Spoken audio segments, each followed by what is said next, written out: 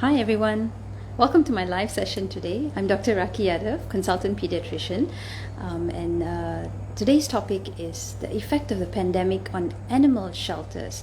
So it's something that I'm a strong advocate with in terms of animals, and I have with me a really special guest, Miss Tanuja Ananthan. She is a TV host, an entrepreneur. She's also a very strong animal advocate as well. And I will just give me a minute while I hi. Let me just add Miss Tanuja in. Hi, Miss Tanuja. Let me just add you in. If you can just click on the join button.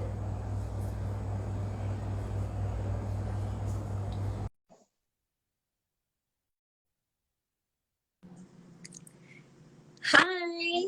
Hey, Hi, Tanuja. Thank you so much for joining me live thanks today. for having me. How are you? I'm okay, surviving. As all It's of been a rough week with numbers. So I'm just trying to get myself busy doing a lot of other things. And so I'm just gonna reintroduce you back again. I have the lovely one of the most positive people that I've been following. You actually keep my hopes up high. you. So Miss Tanuja Ananthan, she's a TV host, she's an entrepreneur, she was Miss World as well, if anybody, I mean, beautiful, gorgeous.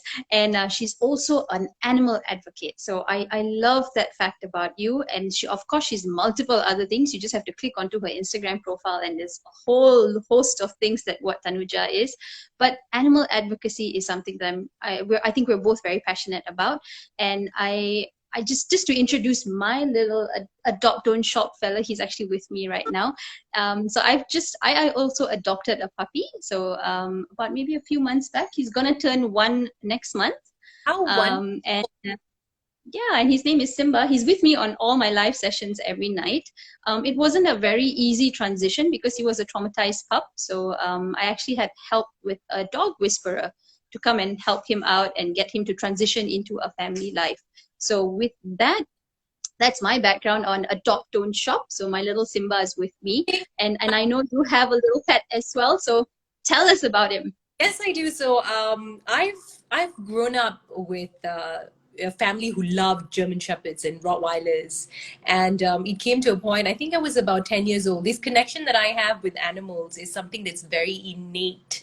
It's something I could never understand, but I always gravitated towards them from a very young age. And so, by the time I was 10, I remember driving by in the car with my dad one day, and I was seeing all these strays in the streets, and I told my dad, like, why are we buying dogs? Can we just like take all of these in and give them a home? Because you're really suffering on the streets. And from then on, I was pretty lucky. My parents were very supportive of my efforts of rescuing and taking them in and rehoming, and whatever I could adopt, I shed the waterworks. I brought it all on at such a young age, and I was able to from then on actually just start adopting and not buying anymore. I've got nothing against buying pets, but I think at this point in time in the world, especially, adopting is much more grave and necessary to be done by society. I mean, hats off, I love German Shepherds and whatnot, but maybe you can have a German Shepherd and then you can adopt, you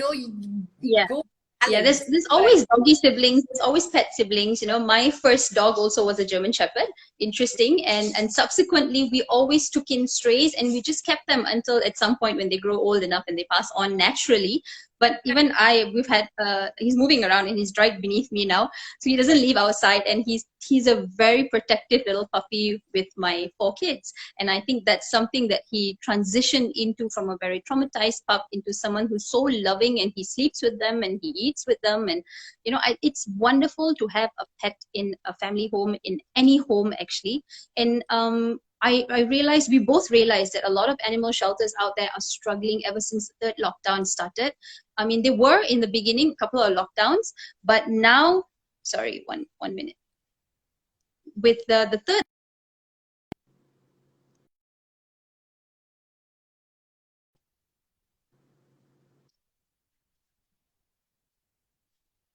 what is animal shelters? Sorry, Okay.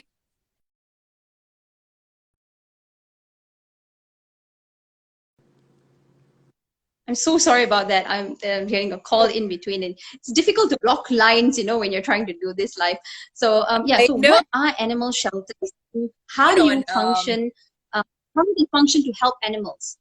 Did you get that? Are you okay? Yes, yes. So I think your first question was what is animal shelters? So animal shelters What are animal are shelters? places that um, in and shelter abandoned animals, mostly animals that have not been cared for, strays on the streets.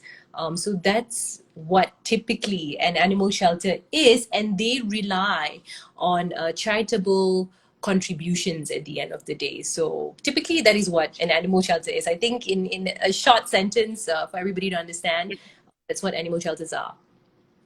Okay. And how do they help in terms of strays? Do they take in all strays? Do they take in abandoned animals? How does it work? Like, how do they, So you know? most shelters would definitely take in strays, especially the ones that are suffering on the streets, no food. In Malaysia, we have multiple various NGOs that are doing such amazing jobs. I'm sure you're very well aware of, and I'm sure you got your boy Simba probably well. I got Kaya Yeah. Bani from one.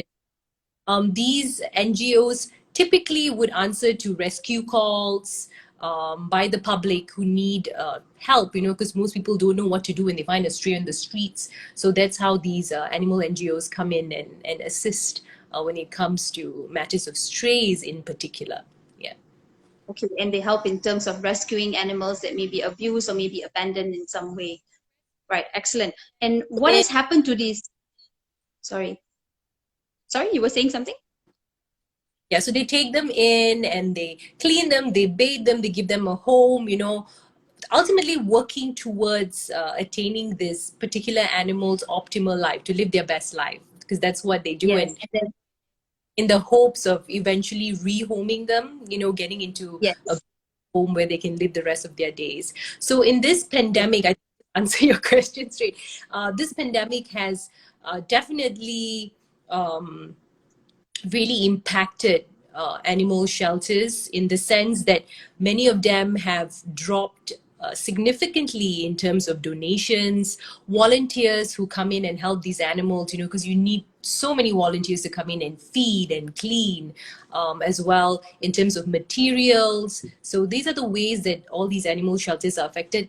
And to add to that, a year later, I mean, we've got 1.5 years living a pandemic world. Abandoned animals have become a huge problem in society. Yes. Yes. So many are abandoned out there. So many get abandoned at NGOs, animal NGOs doors as well. So we're seeing a trend as we go along. I mean, we're living a pandemic world, unprecedented times. So new things are slowly coming up that you've never seen a pattern before, but now you do see that. Yeah, and it's quite sad because I mean, a lot of people are struggling to live on their own, and then now they have to care for their pet, their animal, and all that. So I do see a huge abandonment actually increasing. We've got Yeah. a comment in the comment section. What's your take on the role of authorities when it comes to stray dogs? When at times it's them who torture and kill strays, it's heartbreaking. Yes, it definitely is heartbreaking. They should not be torturing animals. They should Yeah. not be torturing animals at all. There should be a better way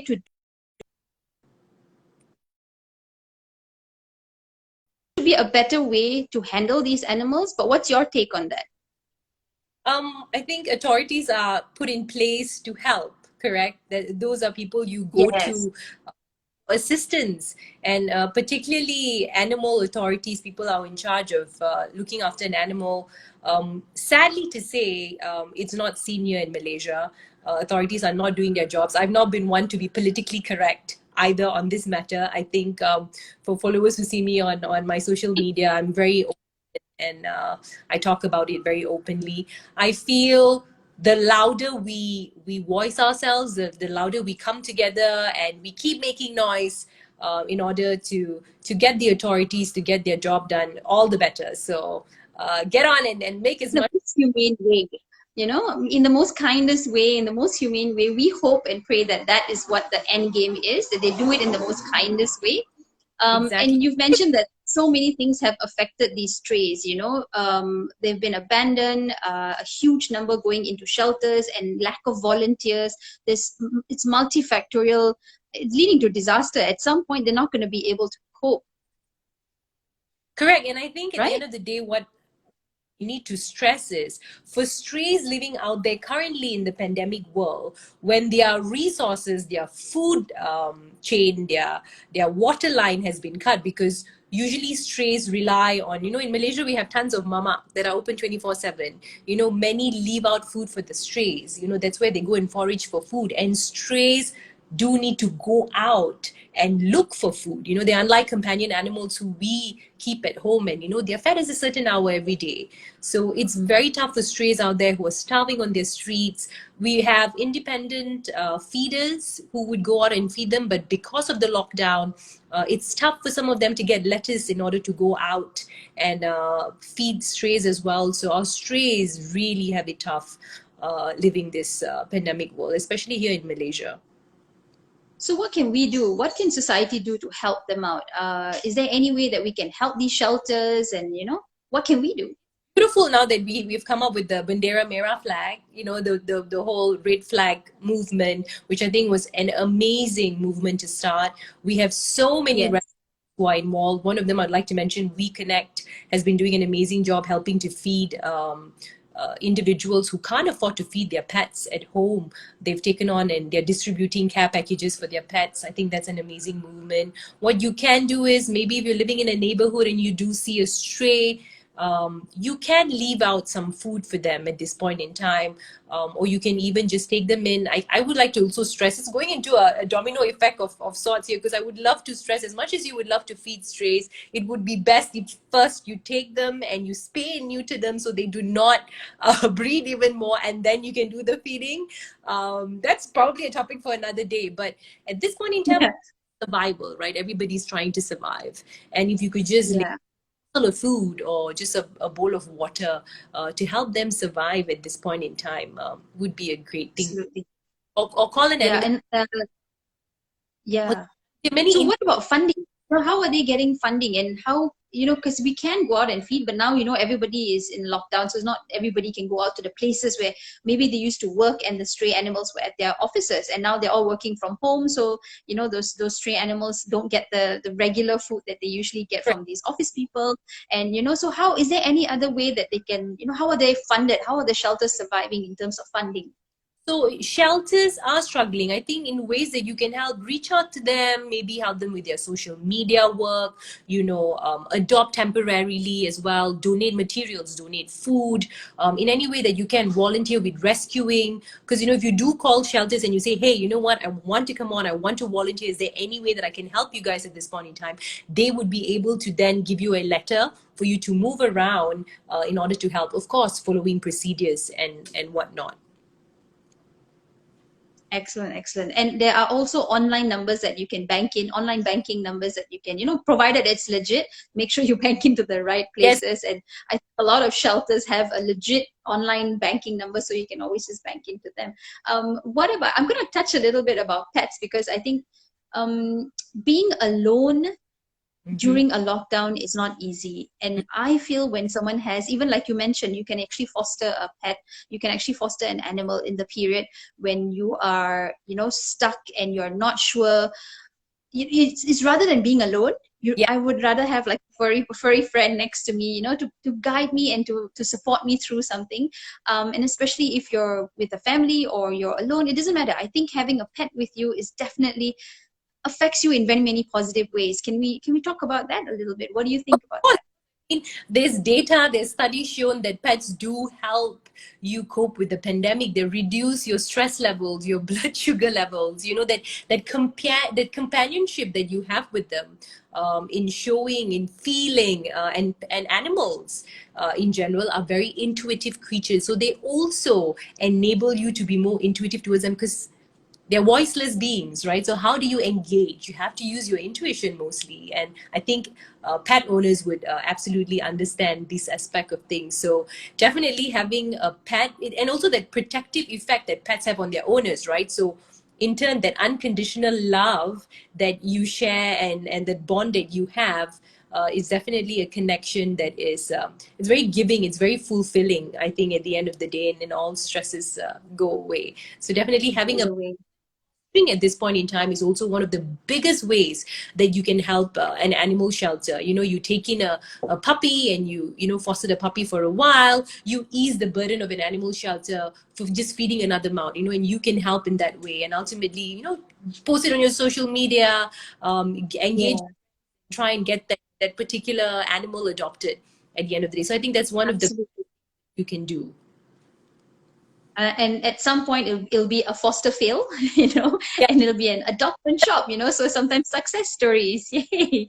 So I definitely agree with the protective aspect of it. And I feel animals have a certain, like you said, instinct where they know their owner is Mm-hmm. unwell or Mm-hmm. maybe getting unwell. So that's something that also to look out for, So if you feel like you might be getting unwell, your pet might be able to pick it up actually before you.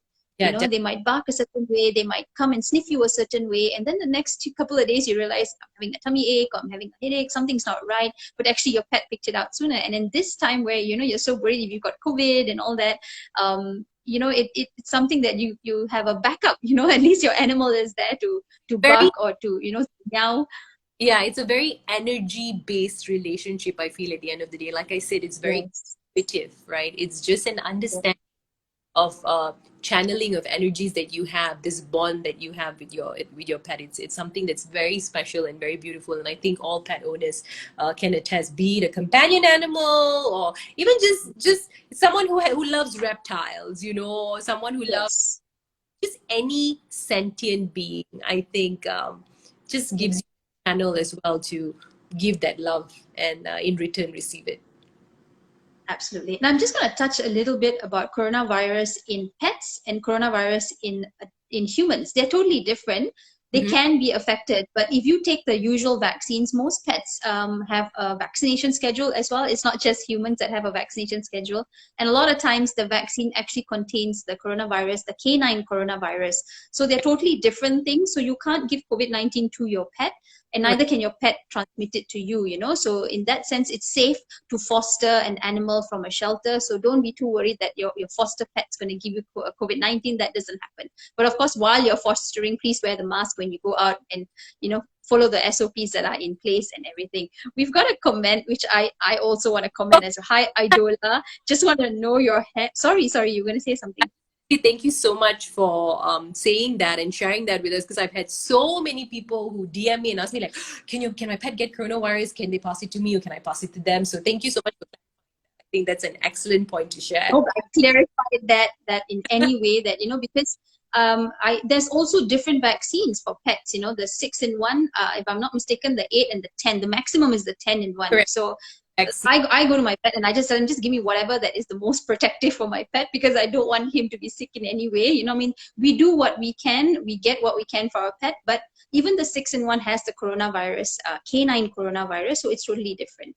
Right. So yeah, I'm going to just say what Hazri Rahman said. Hi, Adola. Just want to know your hair routine and tips, because love your hair.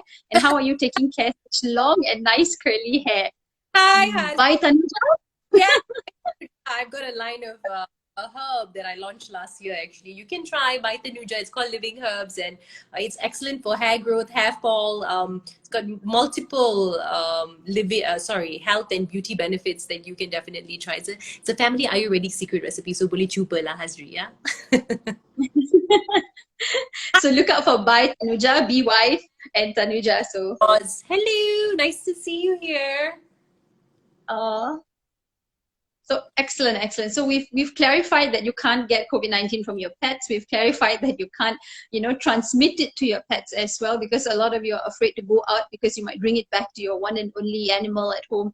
So go out, foster, adopt, don't shop. Do you have any messages for everybody out there that you might want to just... Yes, I would definitely like to stress, adopt, don't shop at this point in time, especially try and reach out to your closest animal shelter near you that need help, because all of them do at this point in time. Their volunteer numbers have gone down significantly, donations have gone down significantly. Reach out to them. You might have an expertise. Let's say you work in social media. You can reach out to them and say, hey, you know what, I could offer this expertise and help your social media to engage, to get more engagement, get in more donations. Or if you're volunteering, you have time, you would like to go in, they can write you a letter specifically, of course, following all the SOPs in place. So there are many ways that you can do, but please do try and reach out to your closest animal shelter and just ask how you can help. Sometimes even just donating tons of newspaper, because shelters need little stuff like this, rice, newspapers, to help with the animals. So there's some way or form that you can definitely contribute. So please reach out. And I'd also just like to tell everybody here, please go get vaccinated. It's the only way that we can all get through this together. It's one thing we can all do together. And I hope most of you here have gotten your first vaccinations. If you haven't, I hope you get it really soon. I'm due for my second. Yes.